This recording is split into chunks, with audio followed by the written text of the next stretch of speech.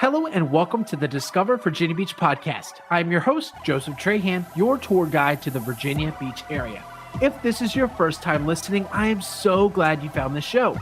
Each week, I publish a new interview with locals ranging from musicians, government officials, CEOs, artists, and much more. And my aim is simple. It's to help you discover, define, and then go out and do exactly what you're looking for during your next vacation, relocation, or outing to the Virginia Beach area. And if you're looking to join in on the conversation, take part in monthly giveaways, and get your hands on my custom event calendars, head on over to Facebook and send me a friend request. That's Joseph Trahan. And check out my Facebook group of nearly 50,000 fans of the Virginia Beach area. Don't worry about writing anything down. The links for each episode, along with the Facebook groups, will be in the description below and also in the show notes. All right, here's the show. Always on, test. That is why we are here today over in Chesapeake, right? Absolutely. We have crossed state lines here. We are here with JP Carlton, the president of Carlton Building Company and Services, talking about everything building and all the great things JP and his company have going on. JP, thanks for hosting us. Yeah, thanks for having me or actually coming out to me, that is, because I know you had to make a little bit of a hike out here. No, we love the opportunity to meet in person, especially when we can. A lot of our interviews are done via Zoom, and for our listeners who want to have a more visual experience, we want to be able to offer that as well. JP, I understand you went to ODU. Where did you study at ODU? Weirdly enough, I hopped around from major to major for a little bit, like most do, but I ended up with a real estate and accounting degree. Real estate and accounting. So you graduated from ODU and you did something crazy that most people don't do. You stuck around. Yes. What got you to stick around and build your life and your business here? My wife, actually. So we met at orientation, and then the rest is history. So I got stuck, if you will. Good stuck though, right? Yes. Absolutely. I love that. So you guys met at orientation. Is there any funny highlights or moments there where you guys were like, oh my gosh, this is a thing? You'd have to ask her, but there's a little bit of a funny story to it, but I'll save that for another time. Absolutely. Well, JP, you have a background in real estate and accounting. How have these disciplines influenced your approach to the construction and building industry? Well, you kind of have to go back to my history. During the Great Recession, I originally had an accounting or real estate degree, and I was like, oh crap, market's going down. People are losing jobs everywhere. Sure. That's what forced the accounting degree, because I figured, hey, one more year I can have an accounting degree. Did it. And that was best choice I've made. Because it actually translates heavily into construction, believe it or not, because you have to account for every little thing, whether it's drywall or painting or carpentry or windows or doors. Sure. And a lot of it, weirdly enough, goes into it. Yeah, it seems like there's a lot of inventory that goes into building that, quite frankly, I didn't know much about. So I had a client building a house as well, and I was like, what do you mean it's going to take 9 months? Like you guys can build a house in a weekend, you know what I mean? But like the inventory piece, I think is the biggest part. Or what is the biggest part of building? Realistically, your game plan. Okay. So, a lot of contractors know how to, construction is very, very fragmented, and I like to associate it back to healthcare. Okay. So a doctor, you go in, hey, I've got a cold. Well, it turns out you don't have a cold, you have a respiratory infection. And so all of these things, so you have to go get assessed. They have to prescribe the medicine. You then have to go to a pharmacist. So realistically, construction is very much like fixing the human body. You break an arm, you go to the doctor, they take an x-ray, they have to reset the bone, you have a cast that has to get placed, and then you continue to see the doctor until it's fully healed. Construction is very much the same way, where you've got a problem, I have to come up with a solution, and I have to work with many different parties from, again, relating it back to healthcare, that person putting the cast. Oh my gosh, yeah. Scanning, taking the x-rays, prescribing pain medications. Construction is very, very similar. So it's very intentional. You have to be very intentional. You have to be very specialized in your craft. And you've been doing it for, that's like 15 years now that you've been in the construction business. Have there been any, because I know like there technically, hasn't been a unique as a crash as '08, but during that time in development in your construction career, were there any key moments or highlights to you that were like, oh my gosh, like this reminds me of '08 when I needed to pivot? There's several. The two big ones that stand out to me are COVID, when commercial, basically with residential took off. Sure. Commercial, it slowed down dramatically, and it is now starting to somewhat pick back up, somewhat slow down.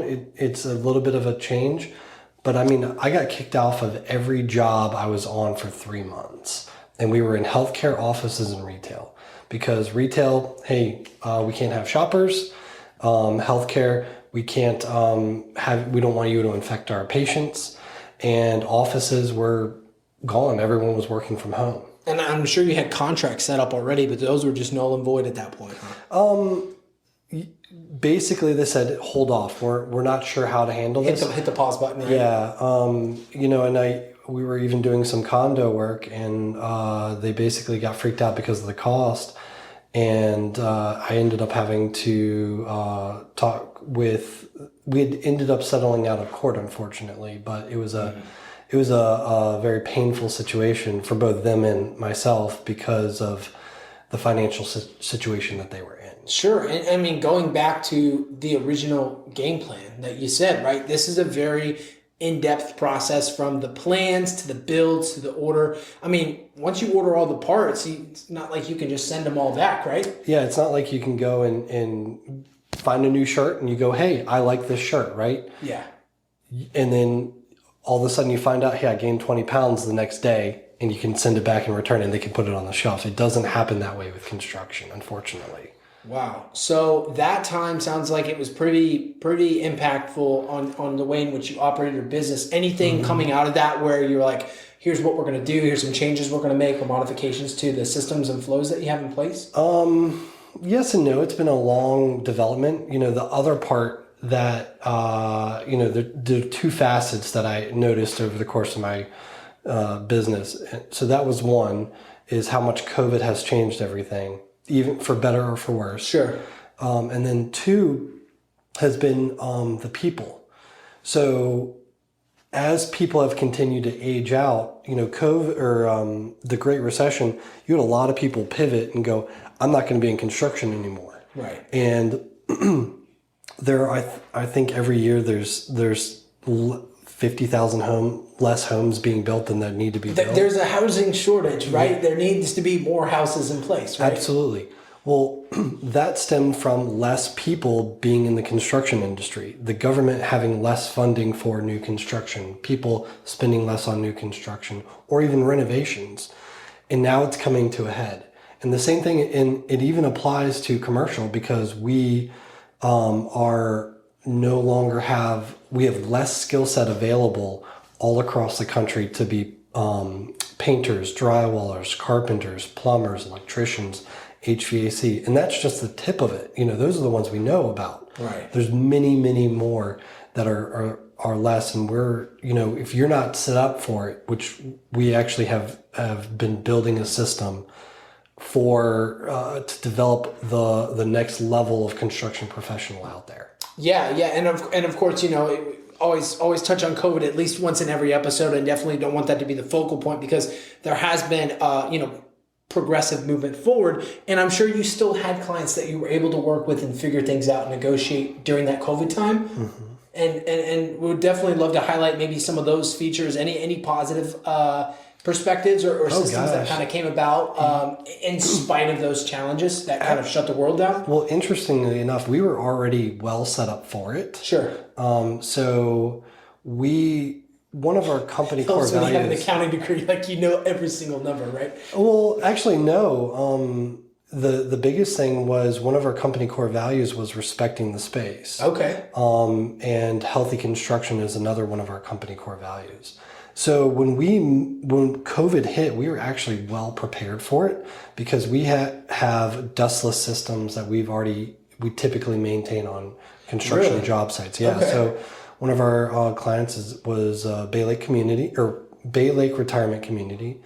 And we had air scrubbers, we had HEPA vacuums, we had dustless drywall sanders. And legitimately, we were working right next to the residents in Bay Lake Retirement Community while COVID was ongoing, and renovating the space and helping to maintain that perfect environment that they need to both live, work, and reside in the community. Yeah, I mean, what a great way to showcase that core value. I mean, in that way too, because it's our most, in a lot of ways, our sensitive group of people, retirement folks. Absolutely. So having a space where, I mean, you think of any new construction job, you picture sawdust, right? Wood chips, dirty floors, right? Piles of dirt and debris, right? Which I'm sure there's some aspects of it, but you guys have really honed in on how to respect the workspace in a way that it's breathable, it's safe, and it relatively preserves the environment that you're in.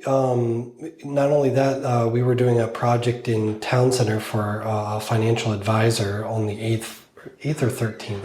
I can never remember which one. And it was 8,000 square feet, and we were renovating their whole office over the course of 4 months.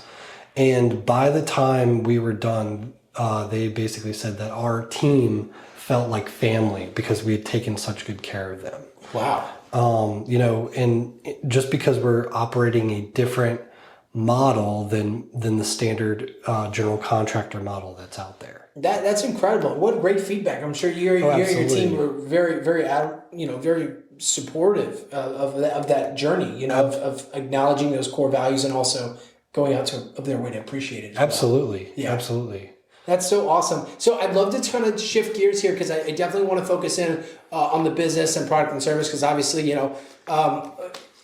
are operational. You're continuing to provide this great service. Would you mind sharing with us Carlton Building Services, where you guys are located, and of course, what products and services you offer? Yeah, so we're located here in Chesapeake, Virginia, typically serving the South Side. So Virginia Beach, Chesapeake, Norfolk, Portsmouth, Suffolk. Those are the main service areas.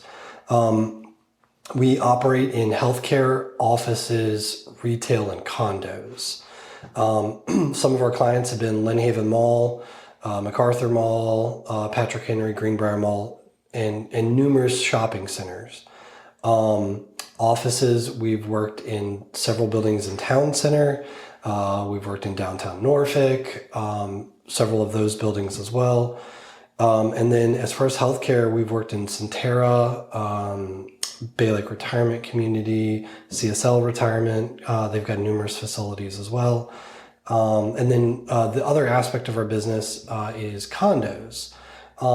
So our services are typically like a normal build out. And you're probably going, what the hell is a build out, JP? Yes, tell us what a build out is, JP. So a build out is when a tenant is moving into a space, moving spaces, or opening up like a new business in a either a shopping center, an office, and sometimes even healthcare. And so we come in, work with an architect, and basically build it from the ground up. And when I say ground up, it's a pre-existing space. Sure. So think shopping center. Hey, I want to open up a new retail business, and boom, we come in, again, working with an architect and basically build it out to their needs. And that, again, that translates across all three capacities, office, retail, and healthcare. Then you've got the renovations and remodeling. They're close, but they're different. So that's with Bay Lake. That was a renovation where we're updating all the finishes, carpet. How old was that facility when you guys arrived? Over 20 years old. Okay, and for retirement facility, where is that in construction years? I mean, we've worked on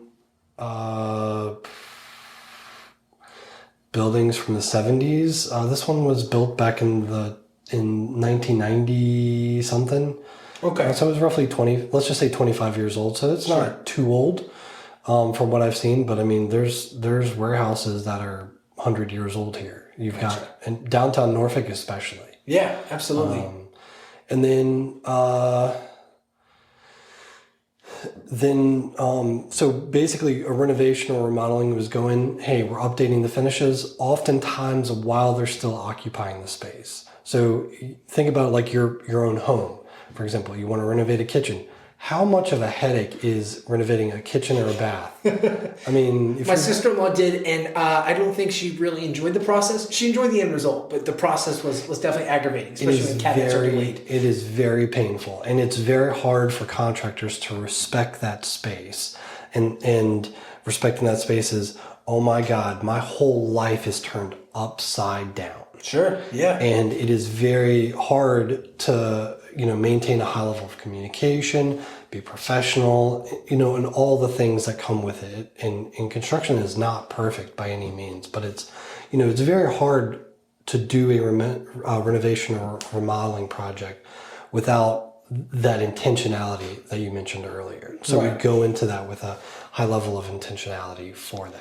Yeah, because I can imagine, especially like a 100-year-old building, I mean, the bones are still going to be the same, right? Where, as long as the integrity of the building is there, right? But you are going to add those modifications to not only enhance the experience, as you mentioned with your long list of wonderful projects, and I'm just thinking back like Lynnhaven Mall, Greenbrier, like those are great buildings. You know what I mean? You don't even, you recognize they're kind of like very similar, like, oh, this is Hampton Roads, but like, no, it's the same building. It's you guys. It's Carlton Construction, going in and making those things happen.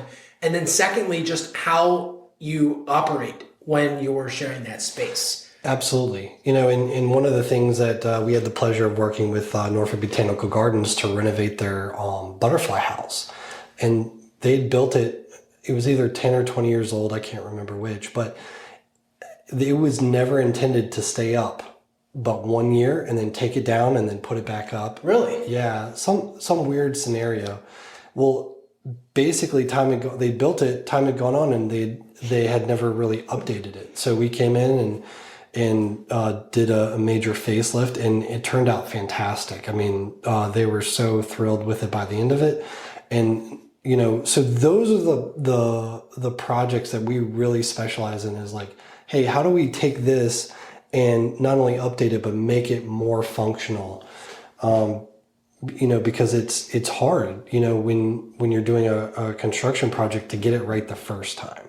Sure. And as you mentioned before, construction isn't perfect. I mean, I can only compare that to building Legos with my nephew, but I'm sure they're kind of the same thing, essentially, construction and Legos. But I'd imagine, once you look at the blueprints, you make a mistake, you can kind of just go back on a Lego set. Is that the same way when it comes to building? No. So, with a Lego, I like to boil everything down to painting, because painting is one of the simplest things that a lot of people can do themselves. Sure.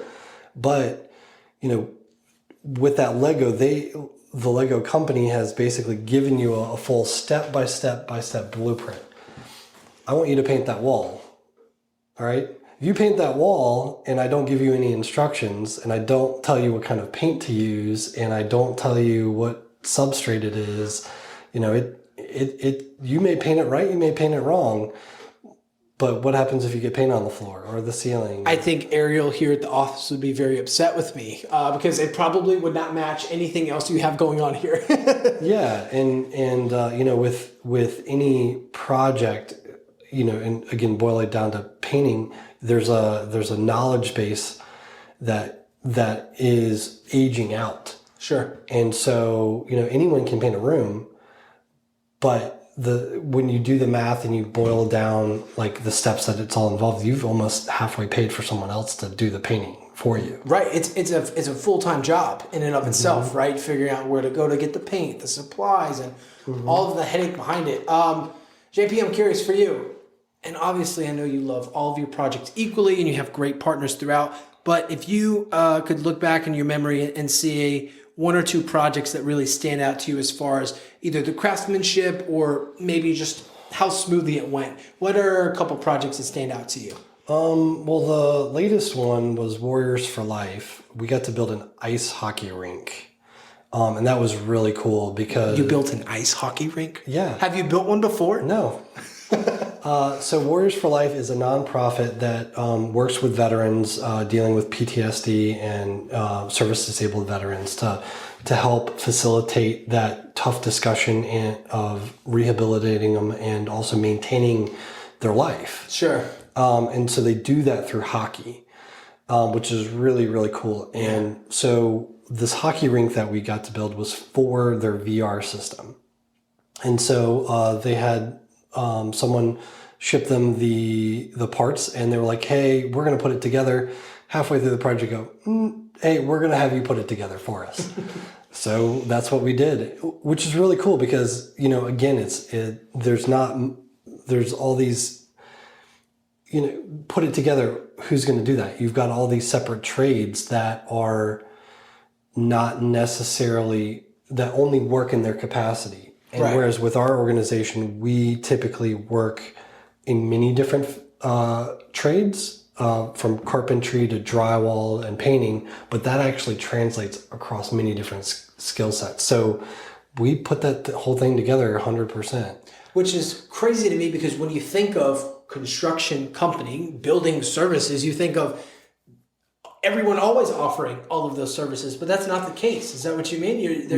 So going back to that healthcare, right? Yeah. You know, you go to the pharmacist to pick up that drug, right? They've gone to school to know how to combine what drugs and whatnot.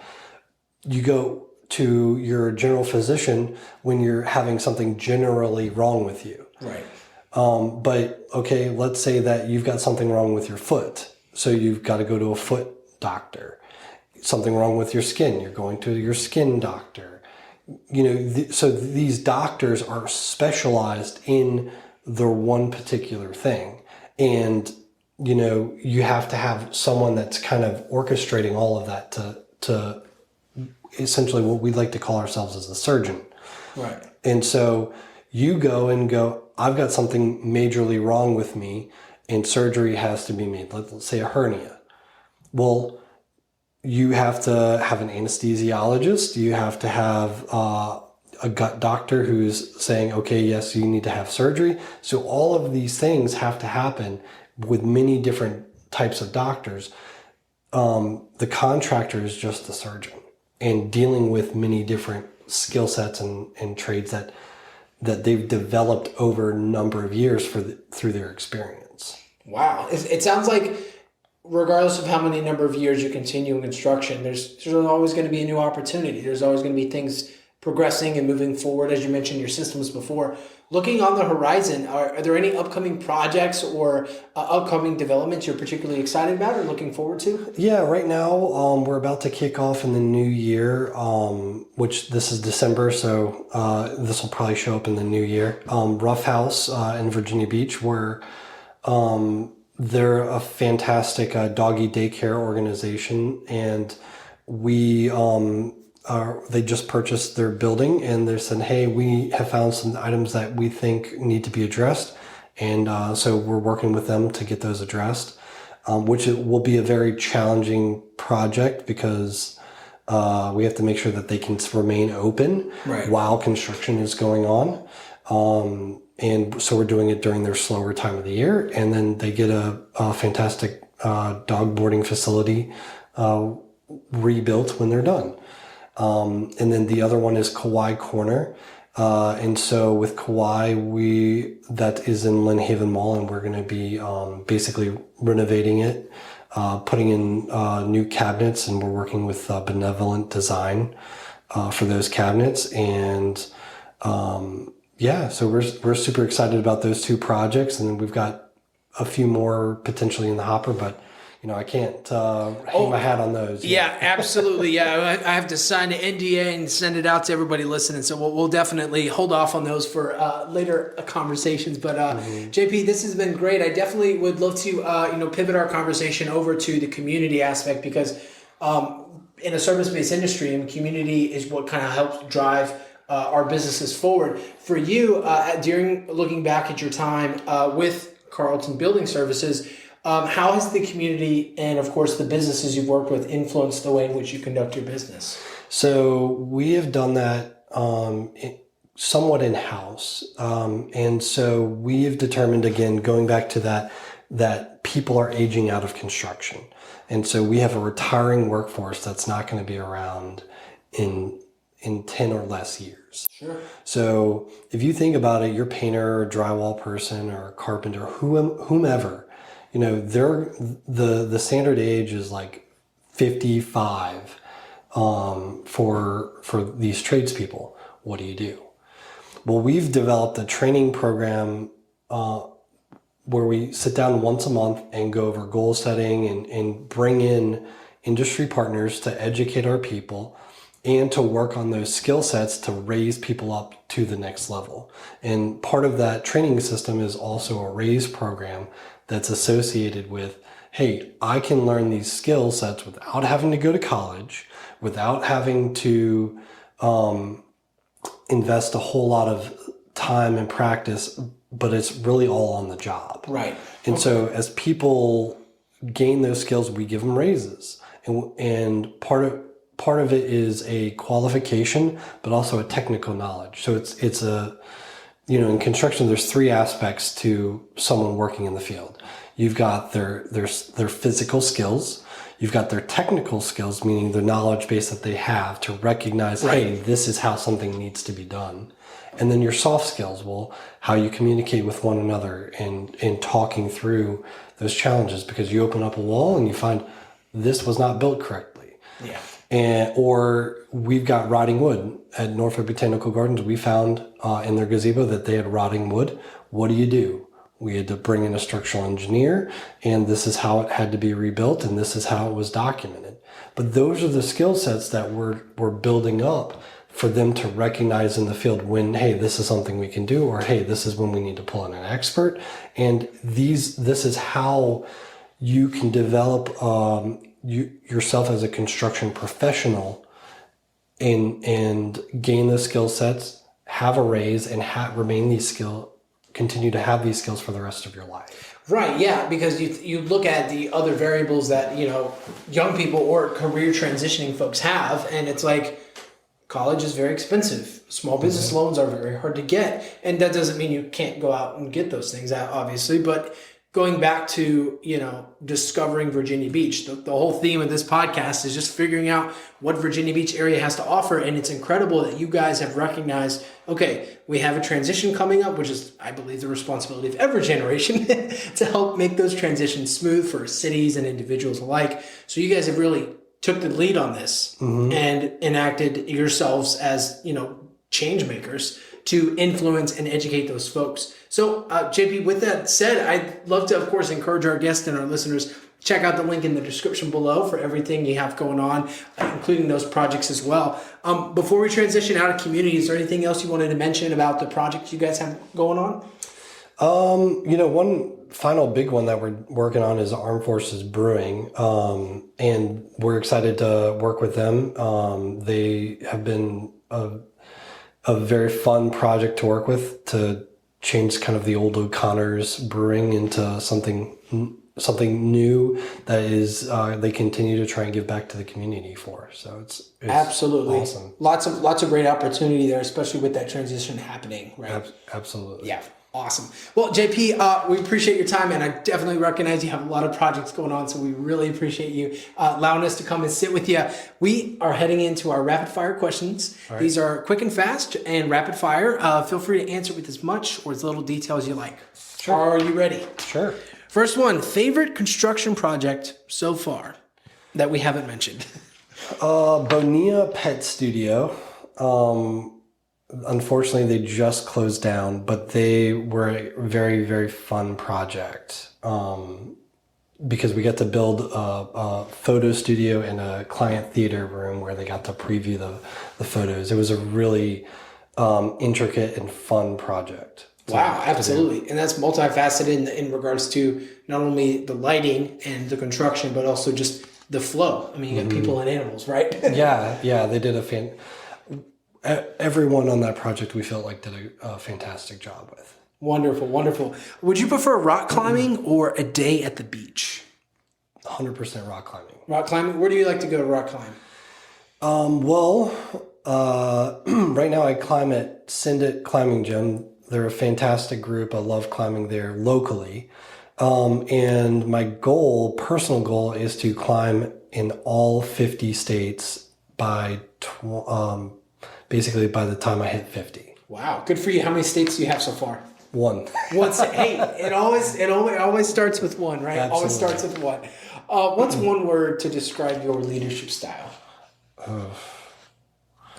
I don't know. I don't have a good answer for that one.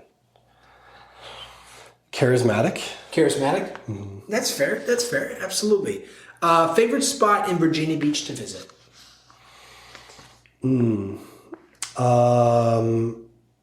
First Landing State Park. That is a good one. That has been a constant theme. I think we've probably heard that on every episode so far. Realistically, I think there needs to be more larger parks within the Hampton Roads area.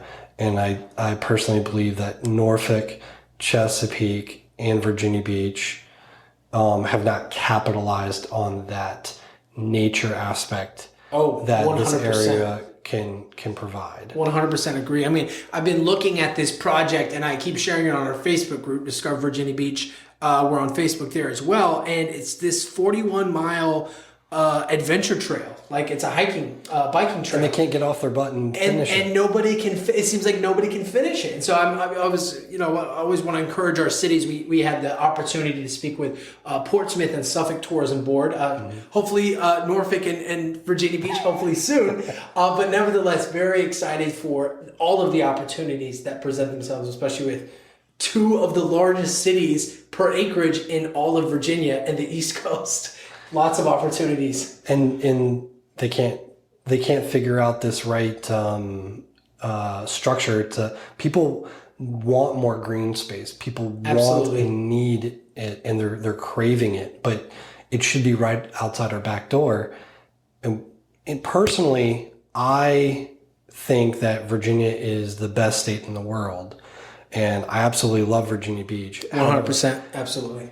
But there is so much. This is not to rail against construction. Of course not. Let's hear it, JP. The city plannings have allowed so much construction to develop, and this green space that is needed benefits so many different people, and it is and they have let it lapse. Both tourism have been focused on the beach. Well, what about some of the amazing nature that's at First Landing State Park? And I know that it's a state park, but that can be duplicated across all of Virginia Beach. 100% agree with you, JP. Well, I have all of the emails, so I will keep emailing and I will tag you in those emails. Shout out to Pharrell Williams, Waterside District, and all the other city folks I've reached out to so far for the podcast. But yeah, I'd love to have you on and, of course, have that conversation to continue to make Virginia Beach a place worth discovering more than just the 10 unique beach experiences that we have, because they're incredible. But there is so much more also to discover. Encourage you. We'd love to roll out the red carpet. Any projects you have going on, or final words you'd like to leave the audience with? The floor is all yours. Man, I don't know. I would have to say, our company's goal is to build the future with our people and through our clients, and so we do that through developing. We've got a BHAG, or Big Hairy Audacious goal. Yeah, let's hear it. To develop the 100 construction professionals within Hampton Roads. And while 100 seems small, we're very intentional because we want to develop the best people that they absolutely can. And when you say construction professional, what does that entail? So to basically try and take someone that has had very little impact within the construction world and get them to understand how much of an impact that they have on developing themselves and someone else's business, or through, be it healthcare, office, or retail capacities, or even, condos, for example, because a lot of condos are aging and need repair, and that impacts someone's home as well. No, absolutely. I mean, you think of the multi-level condos that exist as well for the need and upkeep that it takes, especially for our aging population. Absolutely. Absolutely. Well, JP, this has been a great conversation. We really appreciate your time. And of course, thank you to our dedicated listeners for checking us out on another episode of Discover Virginia Beach podcast. We hope that you've enjoyed this episode. Be sure to hit that like button and leave a comment down below. That way you know what folks we'd like to have next on the podcast and what questions to ask. We'll see you all in another episode very soon.